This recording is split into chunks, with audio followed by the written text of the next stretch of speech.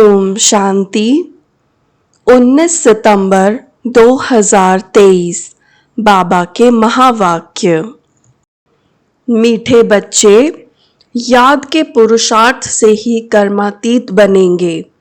इसीलिए कभी अपने को मियाँ मिट्ठू नहीं समझना।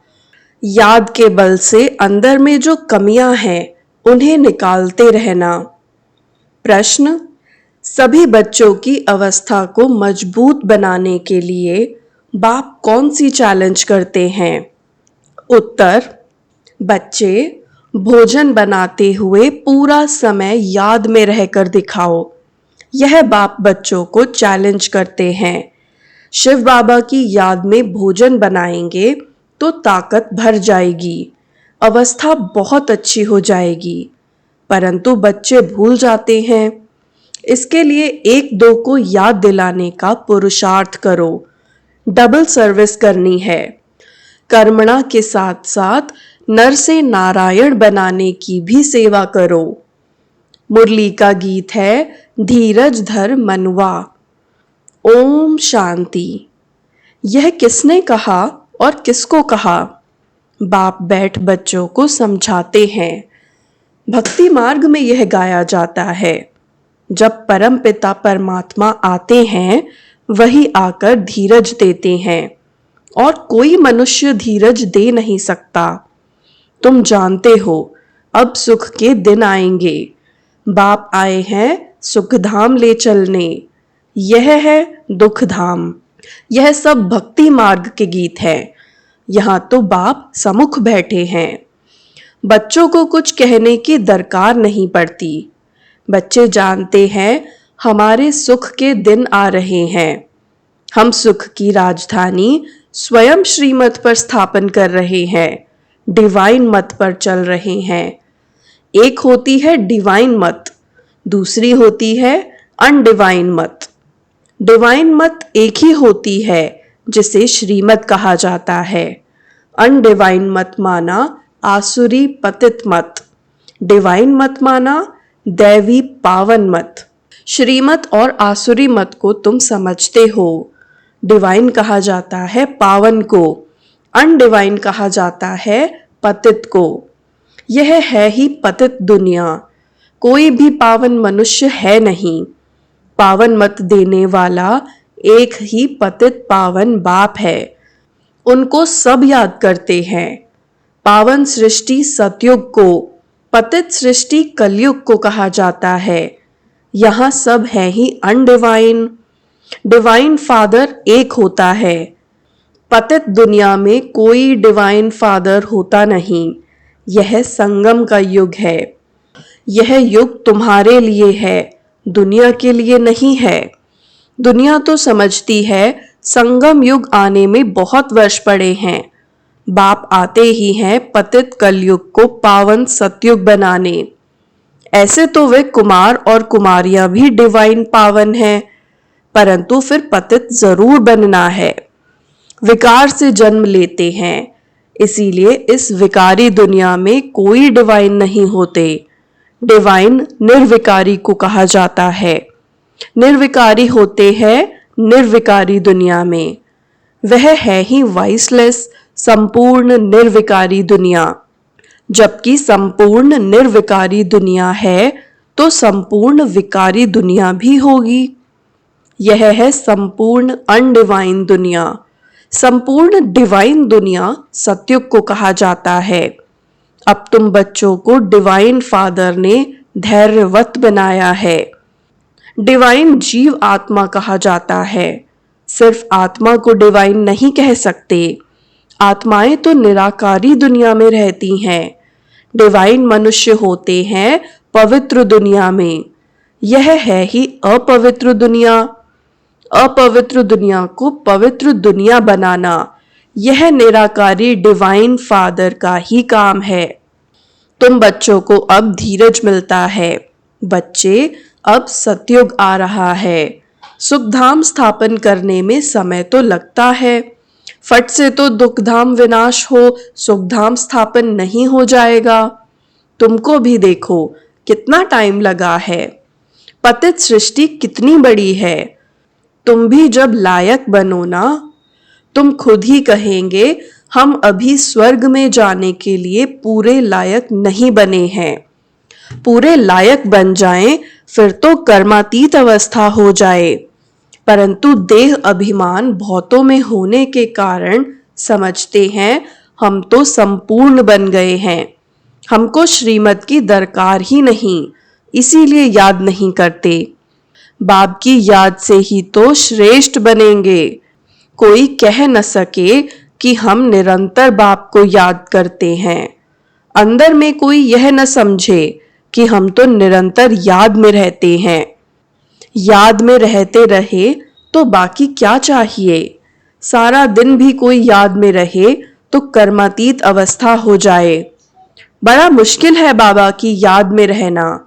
तुम पुरुषार्थ कर रहे हो सुख धाम में राज्य भाग्य लेने लिए। अपने को देखना है, अगर हमारे में बहुत विकार हैं, कमियां हैं, तो हम इतना ऊंच पद पा नहीं सकेंगे, निरंतर याद की दौड़ी लगा नहीं सकेंगे।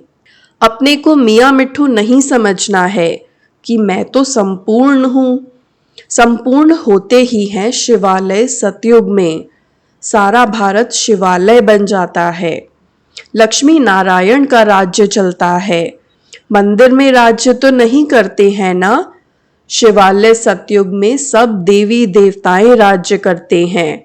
फिर पूजा के लिए मुख्य लक्ष्मी नारायण का चित्र बनाए उनका मंदिर बनाते हैं।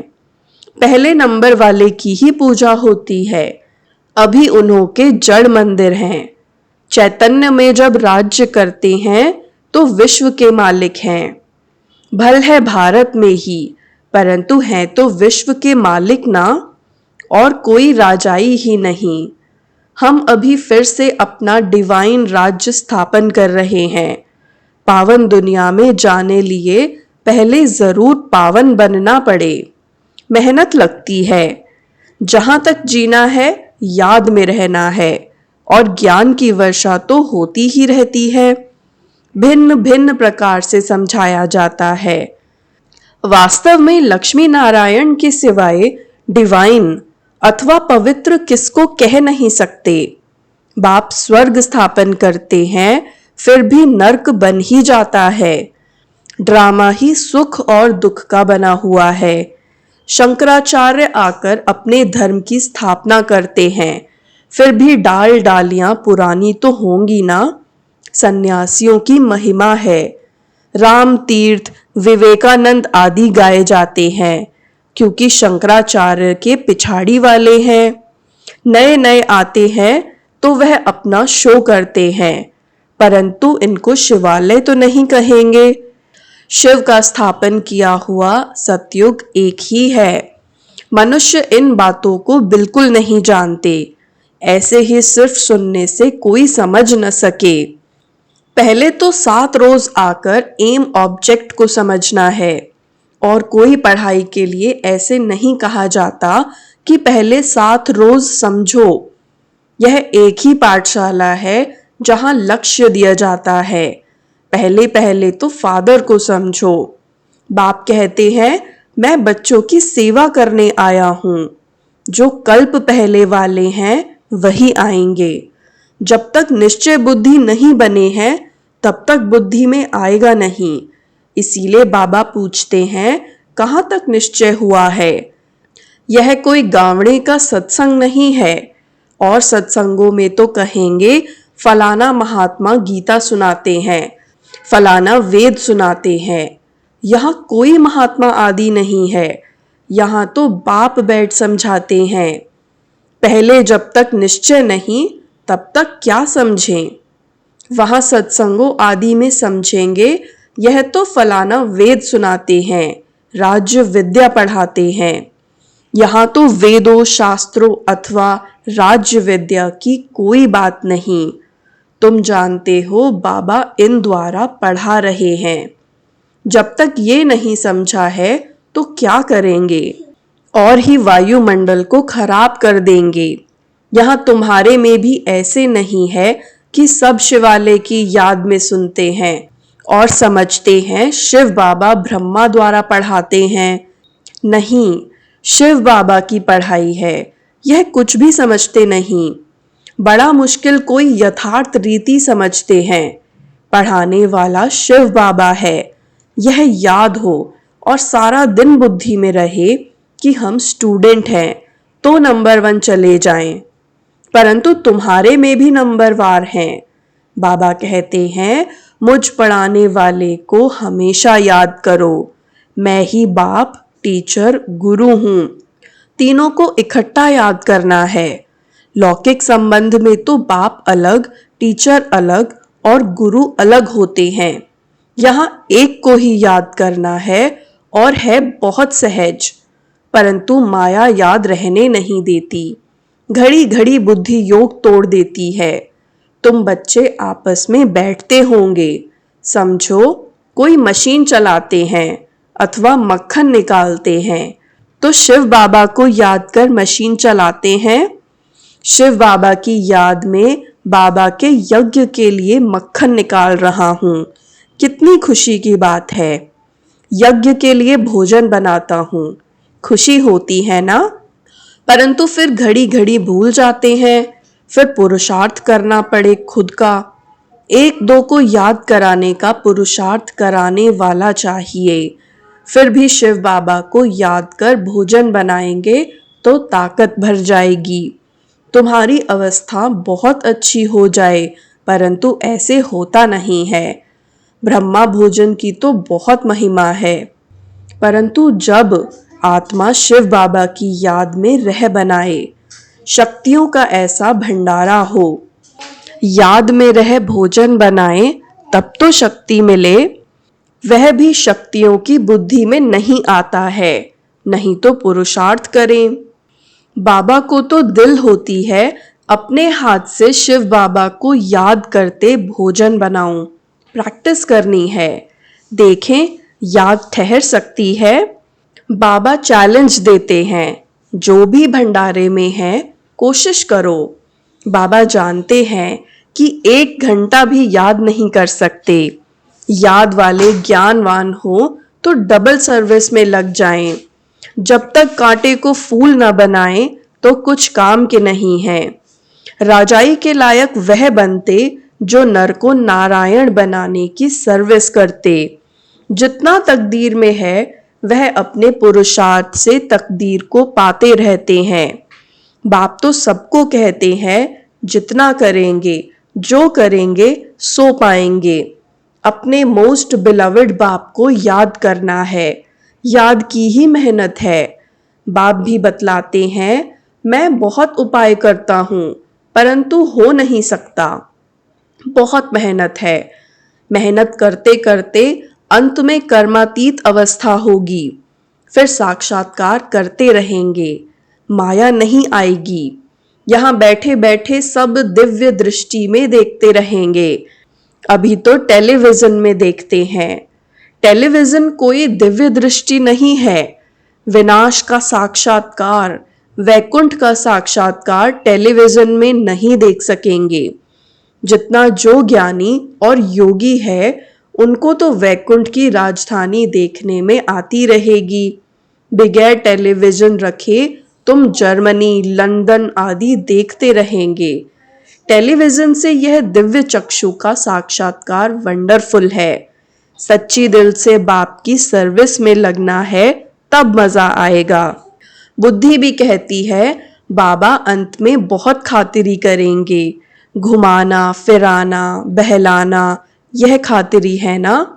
ऐसा बनने के लिए लायक भी बनना चाहिए ना। लायक बनने वाले को याद करने से ही लायक बनते जाते हैं। जितना याद करेंगे और स्वदर्शन चक्र फिरता रहेगा तो फायदा है। बीज को याद करने से झाड़ भी याद आएगा। यह बातें सिवाय तुम्हारे कोई भी समझ न सके। इस याद और ज्ञान से हम इतना जमा करते हैं, वहां यह पता नहीं होगा कि यह कहाँ से वर्षा मिला है। यह थोड़े ही समझते हैं कि यह हमारे संगम की कमाई है। बादशाही मिल जाती है, तुम सदा सुखी रहते हो। बड़ी भारी मंजिल है, अभी तुम डिवाइन बनते हो। सारी दुनिया अनडिवाइन है। तुम मनुष्य से देवता डिवाइन बन रहे हो। मनुष्य को देवता बनाने वाला एक ही गॉड फादर है। फादर अक्षर कहना बड़ा सहज है। कोई भी बूढ़ा बुजुर्ग देखेंगे तो उनको बाबा व पिताजी कहेंगे। बूढ़ा बूढ़े को देखेंगे तो भाई समझेंगे। छोटे बड़े को देखेंगे तो बाप समझेंगे। निराकार बाप का तो कोई को पता नहीं है, सिर्फ कह देते हैं गॉड फादर। यह नहीं समझते हैं कि हम आत्मा हैं, हमारा बाप वह है। बाप जरूर वर्षा देता होगा। अभी तुम जानते हो हमारा बाप हमको वर्षा दे रहे हैं।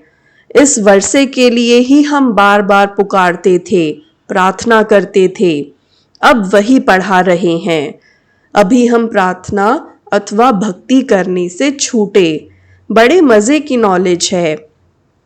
कहते हैं आप हमारे बेहद के बाप हो, फिर हमको छोड़ लौकिक बाप के पास बुद्धि क्यों जाती है?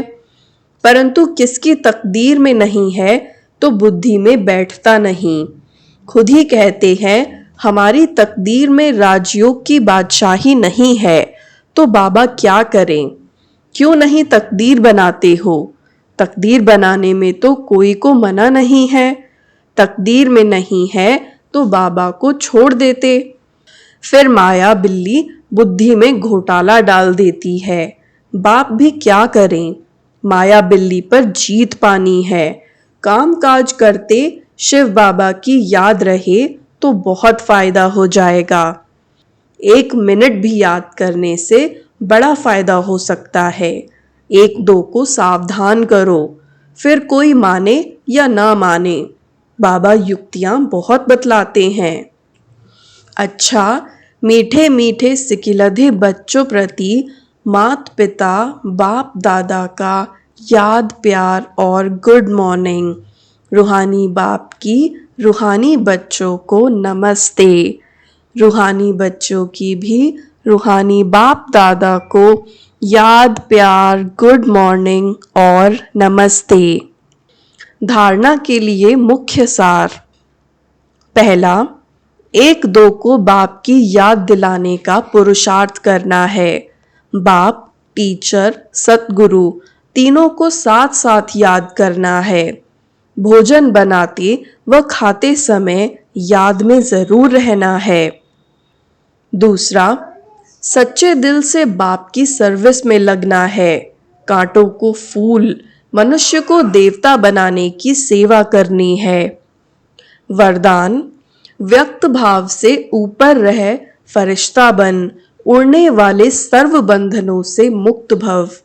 व्यक्त भाव से ऊपर रह फरिश्ता बन, उड़ने वाले सर्व बंधनों से मुक्त भव। देह की धरनी व्यक्त भाव है। जब फरिश्ते बन गए फिर देह की धरनी में कैसे आ सकते? फरिश्ता धरती पर पांव नहीं रखते। फरिश्ता अर्थात उड़ने वाले, उन्हें नीचे की आकर्षण खींच नहीं सकती। नीचे रहेंगे तो शिकारी शिकार कर देंगे। ऊपर उड़ते रहेंगे तो कोई कुछ नहीं कर सकता। इसीलिए कितना भी कोई सुंदर सोने का पिंजड़ा हो, उसमें भी फंसना नहीं। सदा स्वतंत्र बंधन मुक्त ही उड़ती कला में जा सकते हैं। स्लोगन, असंभव को संभव कर सफलता की अनुभूति करने वाले ही सफलता के सितारे हैं। असंभव को संभव कर सफलता की अनुभूति करने वाले ही सफलता के सितारे हैं। ओम शांति।